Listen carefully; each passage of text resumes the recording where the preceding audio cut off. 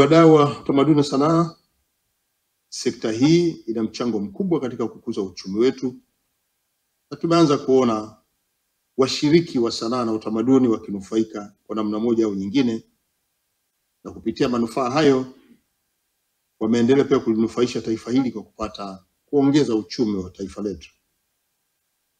Lakini pia changamoto ile niliyoitaja awali ya ajira, na kama ambavyo Mheshimiwa Waziri ameeleza kwamba kila msanii amejenga utamaduni wa kushika mkono wengine katika fani mbalimbali, na maana hiyo sisi tunaiona kama ni upanuzi wa sekta ya ajira.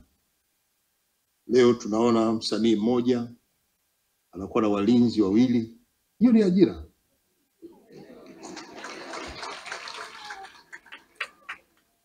Msanii anaanzisha studio yake, anaajiri wataalamu wa IT, hiyo ni ajira.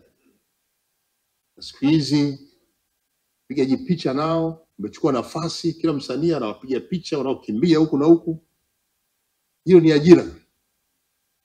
Lazima niwapongeze wasanii kwa kuiunga mkono serikali kwenye mkakati wa kupanua na kutengeneza fursa za ajira kwa vijana wa Tanzania. Hongera sana wasanii. Isitoshe, sekta hizi zina mjumuiko wa washiriki bila kujali hali zao. Tunao walemavu, tunao vijana wa umri wa kati, wako wazee wanashiriki kwenye utamaduni na sanaa, na hata watoto wadogo tumeanza kuona sasa wanaingia kwenye sanaa. Na serikali imeweka sera kupitia Wizara ya Elimu na sasa kufundisha masomo ya amali kuanzia ngazi ya msingi, sekondari na vyuo vya kati mpaka vyuo vya juu, VETA ikiwemo. Na tumeunganisha pia na taasisi za ufundi binafsi.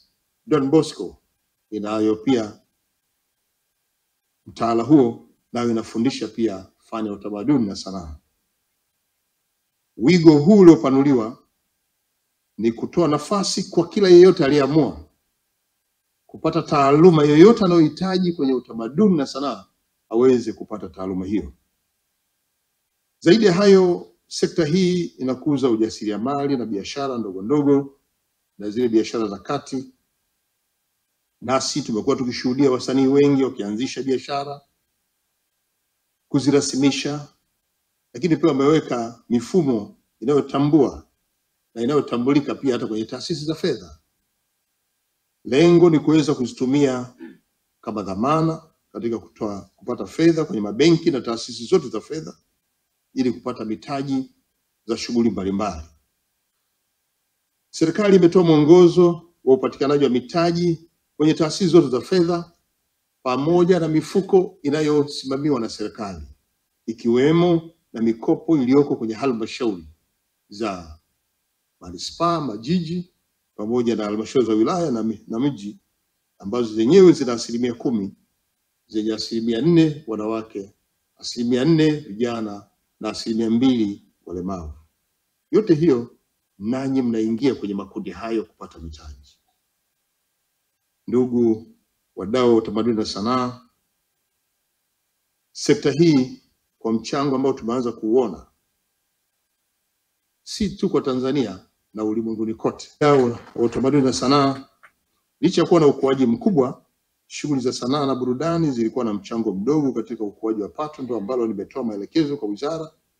Tunahitaji marekebisho yafanywe ili tuweze kuona kazi hizo za maigizo, tamthilia, muziki, uchongaji, choraji na ushonaji na aina yoyote ya sanaa na utamaduni iingie katika kuchangia pato la taifa. Kwa kutambua umuhimu wa sekta hizi,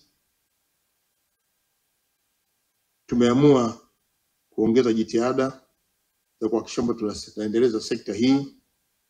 Jitihada hizi ni pamoja na kuimarisha mifumo ya kisera pamoja na rasilimali fedha kwa ajili ya kuendeleza shughuli za kisekta. Kwenye sera, tumeamua kuweka sera ya elimu ya mwaka 2014 ambayo pia tunaendelea nayo sasa, na sera mpya imeingiza eneo hili la utamaduni na sanaa kama eneo la elimu ambayo inafundishwa kwenye elimu ya msingi na sekondari, vyuo vya kati na elimu ya vyuo juu, ili kupata wasanii wenye taaluma itakayowezesha kufanya maboresho ya mahitaji ya jamii na kuifanya sekta ya utamaduni na sanaa kupanda zaidi.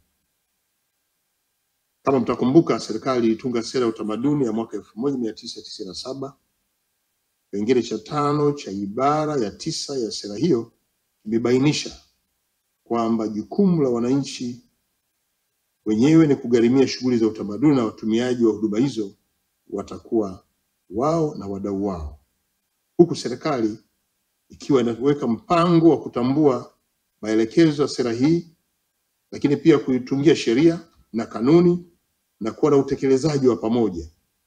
Lakini pia wajibu wa serikali ni kuhakikisha kwamba uwezesho wa wasanii na wote wanaojishughulisha masuala ya utamaduni unakuwa ni wa pamoja na sekta binafsi. Na ndio maana leo tunaona taasisi za fedha zinaungana nasi zikitoa elimu ya namna kuzifikia na kuwawezesha wote walio kwenye utamaduni na sanaa kupata mitaji ya kuboresha kazi zao. Ndugu wadau wa utamaduni na sanaa, hatua hiyo kwa upande mwingine tunapokea maelekezo haya upande wetu wa serikali kutoka chama tawala, Chama cha Mapinduzi, na ambayo iko kwenye ilani ya uchaguzi ya Chama cha Mapinduzi ya mwaka 2020-2025 kwenye ibara ya 241 ambayo imesisitiza kuhakikisha kwamba serikali inaboresha tasnia ya sanaa na utamaduni hapa nchini kwa lengo la kutaka kuiendeleza tasnia hii na iweze kuwa ya kibiashara ili kumwezesha mshiriki kujipatia kipato binafsi na makundi ya kijamii. Kuanzishwa kwa mfuko wa utamaduni na sanaa kunatarajiwa kuleta manufaa makubwa katika sekta, hususani kukuza ubunifu, kuibua na kuinua vipaji vya wasanii.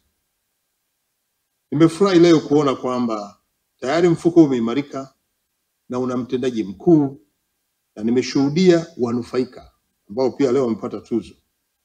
Takumbuka mwaka 2018.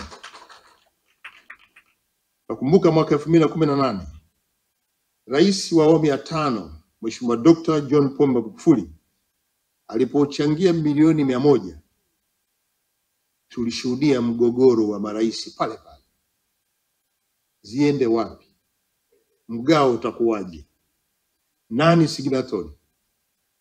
Kalazimika kuzihifadhi ofisi ya waziri mkuu miezi 6 tukisubiri mgogoro uishe. Leo nimefurahi kuona kwamba marais wote wa mashirikisho ya wasanii utamaduni mnazungumza lugha moja, na kwamba mfuko umeimarika. Una mtendaji wetu, dada yetu, hongera sana. Nilipokuwa natambulishwa kule nje kama huyu ndio mtendaji wa mfuko wa sanaa na utamaduni, nikasema nimeshafanikiwa. Maana ilikuwa shida, nimekuja na mabilioni lakini alilazimika kurudi kwa sababu wanufaika walikuwa wanagombana hapo kwenye ukumbi wa Julius Nyerere kabla. Kwa hiyo nimefurahi kuona hili limefanikiwa. Nataka tuanze kupanua masoko kwa wanufaika.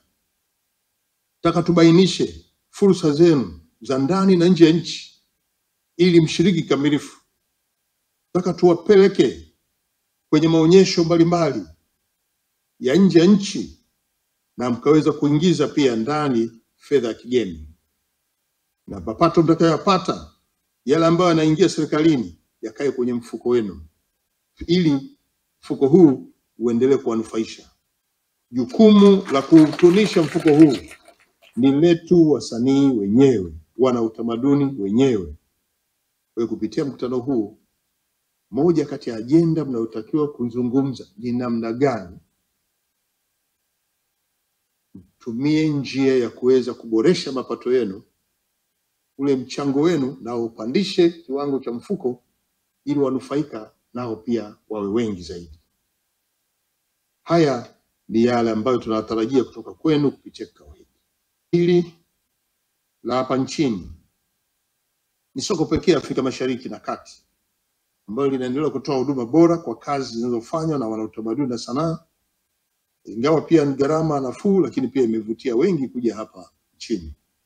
Soko linatoa fursa kwa wasanii wachanga kujifunza na kukua kisanii na kibiashara. Tunatarajia wasanii kwenye eneo hili taendelea kuchangamkia masoko mengine nje ya taifa hili. Na tumeona mmefanikiwa kutembelea nchi 19 kwa ajili ya kutangaza na kuuza bidhaa zenu.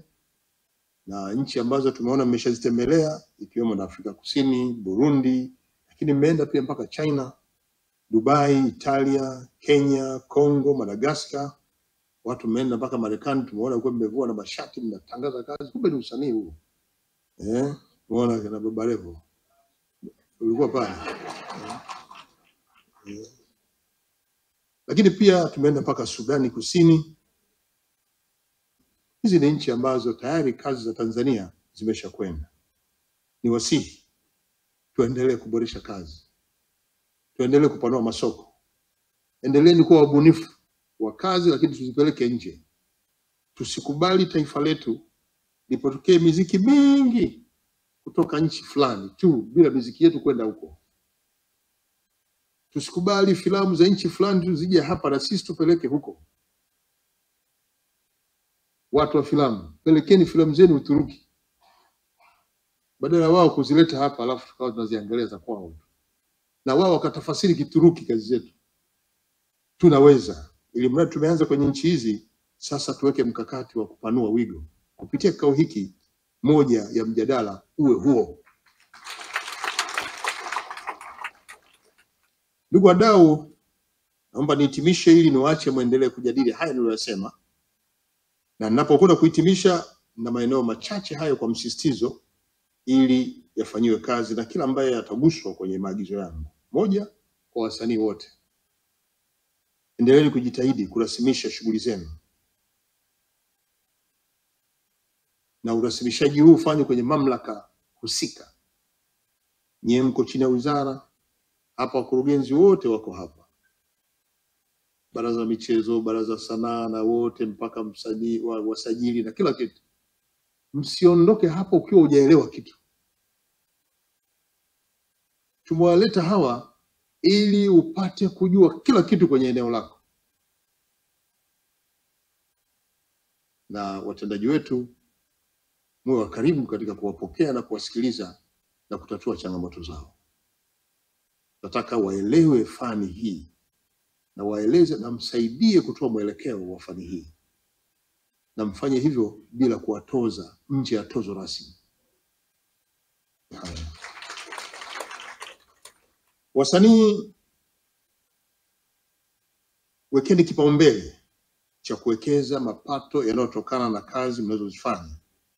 Habari wateja wetu wazuri wa tableti zetu Tanzania. Tumerestore tablet yetu pendwa ya KD55 yenye kioo, display inchi 8, uwezo wake ni GB 256 na RAM 8. Inatumia laini 2, macho matatu pamoja na cover lake ambalo ni gumu ambalo linasaidia ili siweze kuvunjika kwa rahisi. Sasa mtoto anaweza kutumia kama simu au kuwasiliana na wewe mzazi, lakini pia inakujia na game kibao, katuni na program za kutosha kwa ajili ya yeye kuweza kujifunza. Lakini pia ina zawadi kemkem kama saa, ufutio, penseli na nyinginezo nyingi. Wahi ofa yako ambayo utaipata kwa shilingi 180,000 tu. Kwa mawasiliano tupigie nambari zetu ambazo ni 0759591123. Tunapatikana Kariakoo jijini Dar es Salaam na pia tunafanya delivery katika mikoa yote. Usijisifu wewe mzazi kuchezea vifuu, mfanye mtoto wako afurahie utoto wake.